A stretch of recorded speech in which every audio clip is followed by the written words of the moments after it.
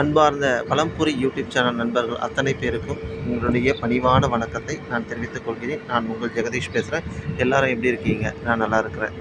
இன்றைக்கி நாம் பார்க்க போகிற பதிவு என்ன பதிவு அப்படின்னு பார்த்தீங்க அப்படின்னா, 63 நாயன்மார்களுடைய வாழ்க்கை வரலாறில் இன்றைக்கி நாம் பார்க்க போகிற நாயன்மாருடைய வாழ்க்கை வரலாறு என்னன்னு பார்த்தீங்க அப்படின்னா, உருத்திர பசுபதி நாயனார் அவருடைய வாழ்க்கை வரலாறை தான் நம்ம பார்க்க போகிறோம்.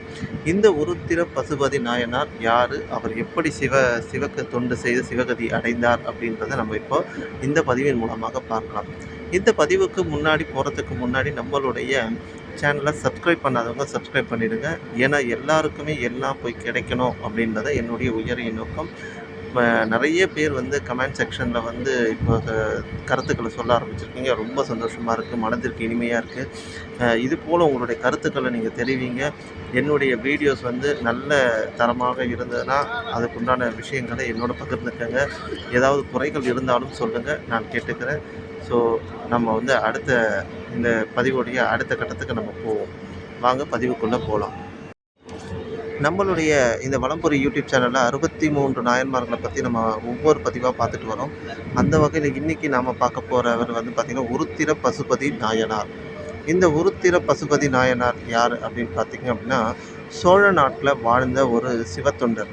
சோழ நாட்டில் திருத்தலையூர் அப்படின்ற ஊரில் வாழ்ந்த ஒரு சிவத்தொண்டர் இவர் பார்த்திங்க அப்படின்னா எல்லாரையும் போல, எல்லா சிவத்தொண்டர்களையும் போல சிவன் மீது தீவிர பக்தியை கொண்டவர், ஈசன் மீது தீரா பற்று உடையவர். அவருடைய எல்லா புகழையுமே இறைவனுக்கு அர்ப்பணித்தவர். இப்படி சிவத்தொண்டே தன் வாழ்க்கையில வாழ்ந்த ஒரு மிகப்பெரிய ஒரு மகானவர். இவர் பார்த்திங்க அப்படின்னா தினகாலம் தன்னுடைய ஓம் நம சிவாய என்ற அந்த பஞ்சாட்சர மந்திரத்தை உச்சரிப்பதிலே கவனமாக இருந்திருக்கிறார். தன்னுடைய இளமை வயதிலிருந்தே சிவ தொண்டை செய்து வருகிறார். இளமை பருவத்திலிருந்தே சிவ பூஜைகளை செய்து வருபவர். இப்படி எல்லாமே இளமை பருவத்திலிருந்தே அவர் செய்ய ஆரம்பிச்சிருக்கிறாரு. அதனால தான் நம்மளுடைய பெரியவர்கள் கூட என்ன சொல்லுவாங்க அப்படின்னா, இளமையிலே எந்த ஒரு விஷயத்தையுமே நம்ம கற்றுக்கிட்டோம் அப்படின்னா அது முதுமை வரைக்கும் தொடரும் அப்படின்னு சொல்லுவாங்க. தொட்டில் பழக்கம் சுடுகாடு வரைக்கும் அப்படின்னு சொல்லுவாங்க பார்த்தீங்களா, ஒரு பழமொழி. அது போல தான் இளமையிலே இவர் பல விஷயங்களை கற்றறிந்து, பல விஷயங்களை கற்றுக்கொண்டு, சிவனடியார்களுக்கு தொண்டு செய்வதிலிருந்து, சிவ பூஜை செய்வதிலிருந்து, சிவன் மீது பதிகங்கள் பாடுவதிலிருந்து, பாடிய பதிகங்களை இவர் மந்திர உச்சாரணம் செய்வதிலிருந்து பல விஷயங்களை இவர் பண்ணியிருக்கிறார்.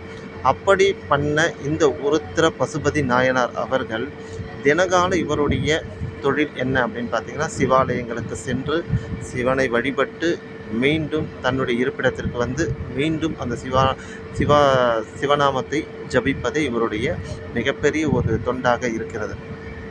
இவருடைய இந்த பற்று பார்த்திங்க அப்படின்னா எது வரைக்கும் தொடருது அப்படின்னு பார்த்திங்க அப்படின்னா, சில நேரங்களில் மணிக்கணக்கில், நாள் கணக்கில், மாதக்கணக்கில், வருடக்கணக்கில் கூட அந்த சிவநாமத்தை அவர் சொல்லிக்கிட்டே இருப்பாராம். நல்லா யோசித்து பாருங்கள். நமக்கு ஒரு 5 நிமிடம் நம்ம தியானம் பண்ணணும் அப்படின்னு சொன்னால் முடிகிற காரியம் கிடையாது. 10 நிமிடம் தியானம் பண்ணணும்னு சொன்னால் நம்மளால் முடிகிற காரியம் கிடையாது. ஒரு அரை மணி நேரம் தியானம் பண்ணணும் அப்படின்னு சொன்னால் அது முடிகிற காரியம் கிடையாது.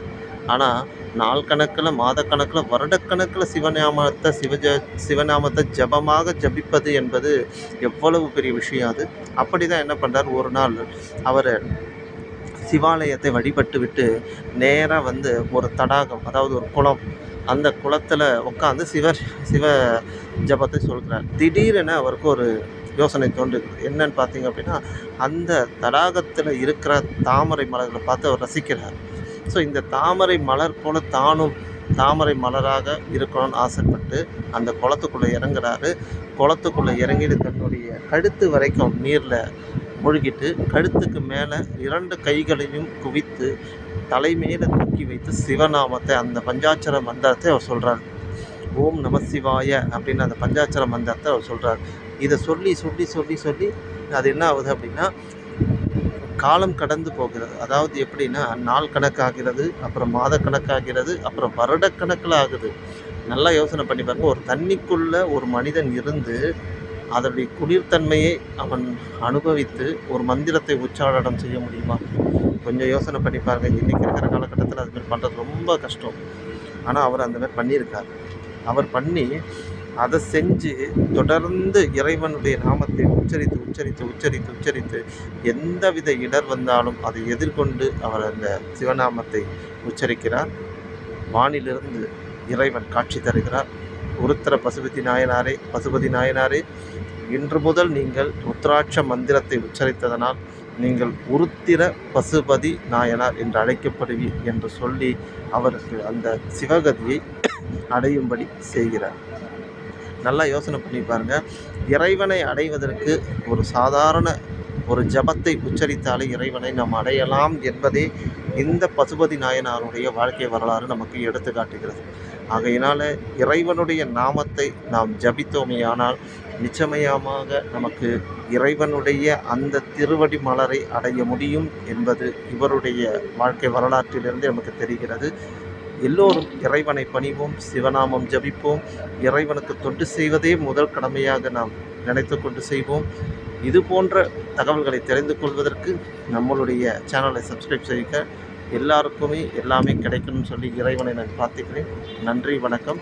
வாழ்க வளமுடன், வாழ்க வளமுடன், வாழ்க வையகம்.